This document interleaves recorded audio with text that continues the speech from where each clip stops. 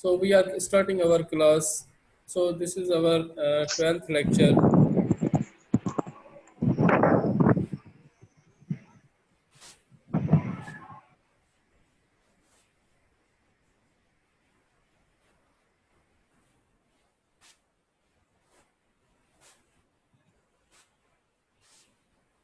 So as you know that in the last lecture we were discussing the JJ coupling.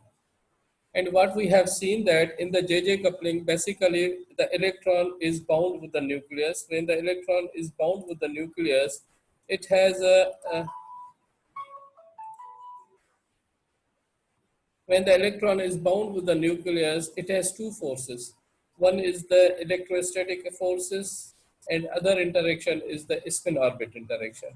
For the heavier atom, we say that the spin orbit interaction is much dominant as compared to the electrostatic interaction.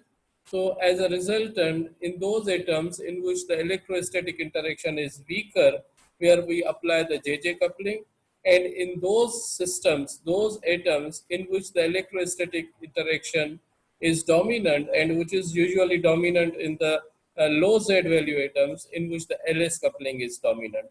So in the JJ coupling, we have seen that the orbital angular momentum of the electron, first electron, interact with its own spin. As a resultant, it gives you the total angular momentum.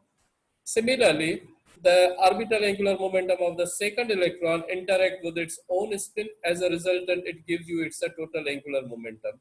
So let's say these are the two electrons. One electron is here, other electron is here. So here two electron, their total angular momentum is combined together. As a resultant, it gives you the total angular momentum of the both electrons. This is what we had discussed in the last lectures. So now here we are discussing some of the problems of JJ coupling. So here this is one of the example of the JJ coupling.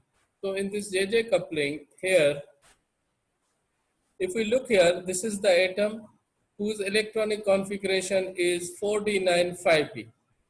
So this is one of the unknown atom, and this is the electronic configuration of the last orbital.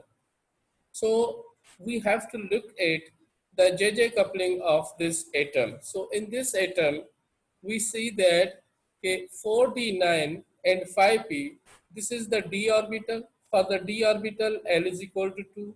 This is the p orbital. For p orbital, L is equal to 1. So first we look at the d orbital.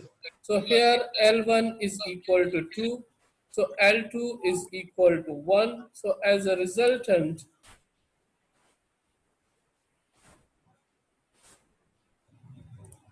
so as a resultant, the L1, which is 2, S1, which is 1 half, they combine together.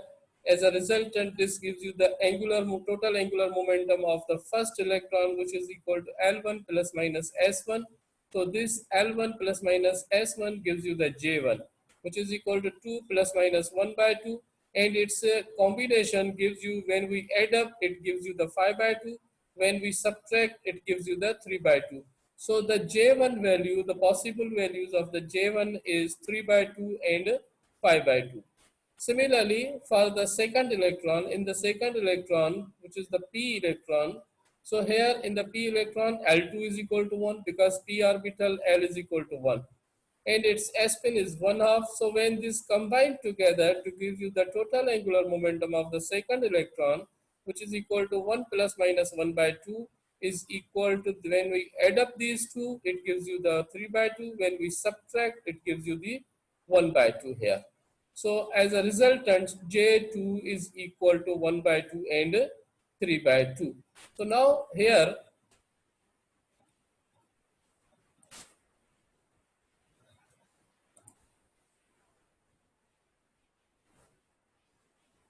so this is the J2.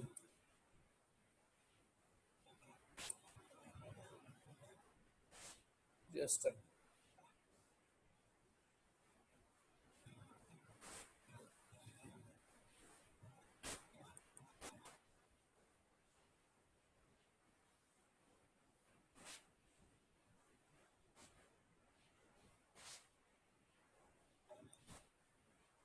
So now this is the J2 and this is the J1. So this J1 is combined with the J2. This is J1 and this is the J2. So this J1 and J2 is combining together to gives you the total angular momentum. So now this combination gives you the total J, which is equal to 5 by 2. This is 5 by 2. It is combined with 1 by 2. Here, the second 5 by 2 is combined with the 3 by 2. 5 by 2 is combined with the 3 by 2. The third combination is this 3 by 2 is combined with the 1 by 2. The second, third, fourth one is the 3 by 2 is combined with the 3 by 2. So these are the possible combinations. So as a resultant, these are the possible combinations here.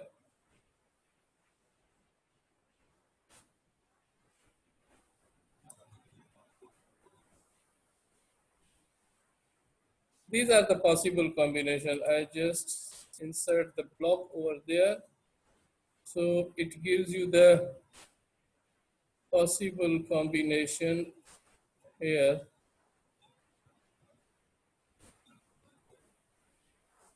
Here may be some. Okay. So the possible combination is 5 by 2, 1 by 2, 5 by 2, 3 by 2, 3 by 2, 1 by 2, and 3 by 2, 3 by 2. So in these combination, if we look into the combination here, this J1 is different from J2. Here J1 is different from J2. Here J1 is different from J2. But here J1 is similar to J2. So now there are some rules. If J1 and J2 both are same, then we will not apply the selection rules of the dipole transition. Then we will apply the rules of the J, which is equal to 2J minus 1, 2J minus 3, 2J minus 5. So here I have written that if J1 is equal to J2, then the total J is equal to 2J minus 1, 2J minus 2, minus 3, 2J minus 5, this one. So here, this is the for J. This is the J if J1 is not equal to J2. But if J1 is equal to J2. But if J1 is not equal to J2, then we have to apply the rules of the triple transition, addition rules, J1 plus minus J2, which gives you the complete series J1 plus J2, J1 plus J2 minus 1, J1 plus J2 minus 2 up to J1 minus J2. So these rules apply over there here. So this is J1, this is J2. So the total J, when we add up this gives you the total 3. When we subtract, it gives you the 2. So here the total J is equal to, if we look here, the total J is equal to 5 by 2 plus minus 1 by 2. When we add up these two, it gives you the 3. When we subtract, this gives you the 2.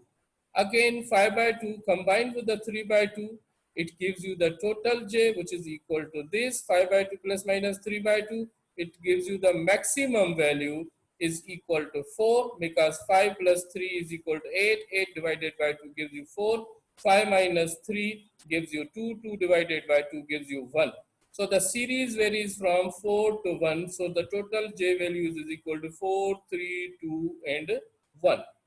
Similarly here, this is J1, this is J2. So this is 3 by 2 plus minus 1 by 2. Again, the summation gives you the 2 and subtraction gives you the 1. So the same value, the 3 by 2, 3 by 2. So this is 2J minus 1. We are using this block because J1 is equal to J2. When J1 is equal to J2, then we will not apply J1 plus minus J2. Then we will apply the rules of 2J minus 1, which is equal to 2. J is equal to 3 by 2. 2 to cancel. 3 minus 1 gives you 2. So again, 2J minus 3 gives you the 2J. J is equal to 3 by 2. 2 to cancel. 3 minus 3 is equal to 0. So the total J value is equal to 2 and 0. So these are the possible J values. These are the possible J values. So here if we look here, the possible J values is, this is the possible J value for 1, this is the possible J value for 5 by 2, 1 by 2, this is for 5 by 2, 3 by 2, and this is by 3 by 2, 1 by 2, and this is for 3 by 2 and 3 by 2. So now if we draw an energy level diagram, we have seen that this is the combination 1 by 2, 3 by 2, 3 by 2, 3 by 2, 1 by 2, 5 by 2, and 5 by 2, 3 by 2. So here if we look into this energy level diagram, this 1 by 2, 1 by 2 means J1 is equal to 1 by 2, J2 is equal to 1 by 2, because this is the electronic configuration, and it gives you the value of 1 by 2, 3 by 2. This is the total angular momentum of first electron. This is the total angular momentum of the second electron. This combined together to gives you the resultant total angular momentum, which is equal to 1 and 2. And this combination gives you 0 and 2. This combination gives you 2 and 3. And this combination gives you 1, 2, 3, 4. So these are the total energy levels by using JJ coupling using this model. So now what you have to do that to find out the LS coupling of this combination. Now this is your assignment, to find out the LS coupling of 5D9 and 5P and compare the resultant term values of this coupling with the JJ coupling. You have to compare it. I will give you in the writing in your LS system. Okay. LMS में मैं दे दूंगा आपको. अच्छा, यहाँ पे आपका जो है वो JJ coupling को हम close कर देते हैं. So here we have learned that what is the difference between the LS coupling and JJ coupling, and how the JJ coupling is applicable for the high Z value atoms, and why the LS coupling is applicable for the low Z value atoms. This is what we have learned. So now the next step, the next topic is the intensity of the transition lines. अब सवाल यह है कि intensity होती क्या है? How we define an intensity? Simply, you know that the intensity is defined as the number of atoms is excited in a particular level per unit area per unit time, or the number of photons emitted out from the sample per unit area per unit time is known as an intensity. अब फर्ज कर लेते हैं कि आपके पास जो है कोई भी सिस्टम है. अब जो सिस्टम होता है, यहाँ पे हम अगर हाइड्रोजन एटम की बात करते हैं तो हाइड्रोजन एटम आपके पास सिंगल एटम तो होगा नहीं. You have so many atoms in a gas. So we say that in a cubical vessel a gas is filled. कोई भी हाइड्रोजन एटम क्यूबिकल वेसल में फिल्ड है. अब आप उसका टेम्परेचर अगर बढ़ा रहे हैं, when we increase the temperature of the gas, as a resultant these are the energy levels of the atoms. Some of the electron is excited into n is equal to 2. Some of the electron excited in n is equal to 1. Some of the electrons are atoms excited into n is equal to 3. अब जरूरी नहीं है कि सारे atom n is equal to 1 पे ही हो. अब ये भी जरूरी नहीं है कि सारे atom n is equal to 2 पे हो. जरूरी नहीं है कि सारे atom n is equal to 3 पे हो. This distribution of the atoms in the excited state follows the Boltzmann distribution. So as a resultant, how many atoms are in an excited state, when they de-excite from that level, as a resultant it gives you the photon.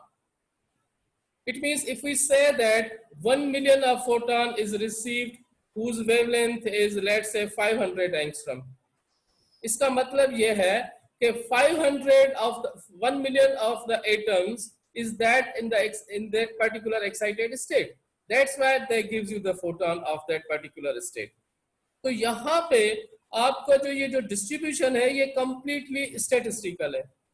कितने photons आपको मिल रहे हैं किस level से, this is totally depends upon the temperature, this is totally depends upon the spectroscopic values of the level.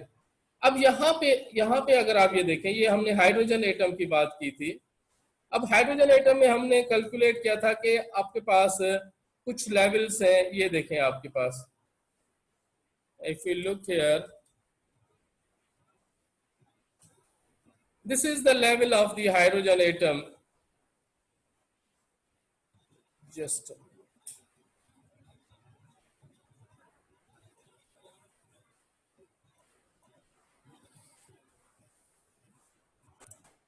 ये देखिए, अब ये आपके पास एक डिफरेंट लेवल्स हैं। This is n is equal to 1, 2s 1/2, n is equal to 3, n is equal to 2, n is equal to 3। ये आपके पास डिफरेंट लेवल्स हैं।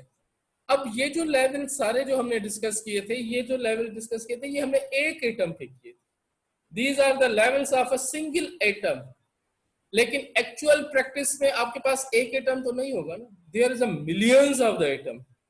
अगर एक ग्राम ही अगर आप गैस का ले लें, उसमें how many atoms in a gram, which is approximately equal to the Avogadro's number, ठीक है, which is equal to 6.02 into 10⁻23 atoms in a 1 gram gas. So एक ग्राम में इतने सारे एटम्स होते हैं। अब फर्ज कर लेते हैं कुछ atom n is equal to 2 पे है यहाँ पे, कुछ atom n is equal to 3 पे है किसी भी लेवल पे, कुछ atom n is equal to 4 पे है। अब हायर लेवल्स पे क्यों है? क्योंकि हमने उसका टेम्परेचर बढ़ाया है। When we increase the temperature, atoms are excited into the higher atoms. How many atoms are excited into the first excited state, into the second excited state, into the third excited state? This totally depends upon the temperature. And the behavior of the excitation is again a statistical behavior. So as a resultant, in the excited state, electron will never remain in the excited state. It will de-excite from higher level to the lower level by emitting the photon. When the photon is emitted out, as a resultant, it has a wavelength, it has an intensity. So this is the emission spectrum of the photons emitted out from a particular level. ये कोई भी मैंने बनाया है, this is the emission spectrum of the zinc का है। This is the actual practical। यहाँ पे ये देखें कि zinc 2, this is the ionic zinc, इसकी ये वेवलेंथ आपके पास मिली है, which is equal to 202। अब ये जो 202 या डिफरेंट वेवलेंथ्स के आपको फोटॉन मिल रहे हैं, तो ये बेसिकली ये डी एक्साइट होके मिल रहे हैं। The electron is de-excited from higher level to the lower level, as a resultant photon is emitted. अब अगर यहाँ पे इसको देखें कि 202, this is 202, इसकी इंटेंसिटी पीक यहाँ तक है और यहाँ पे 213 की पीक यहाँ तक है। इसका मतलब है कि नंबर ऑफ फोटॉन्स इन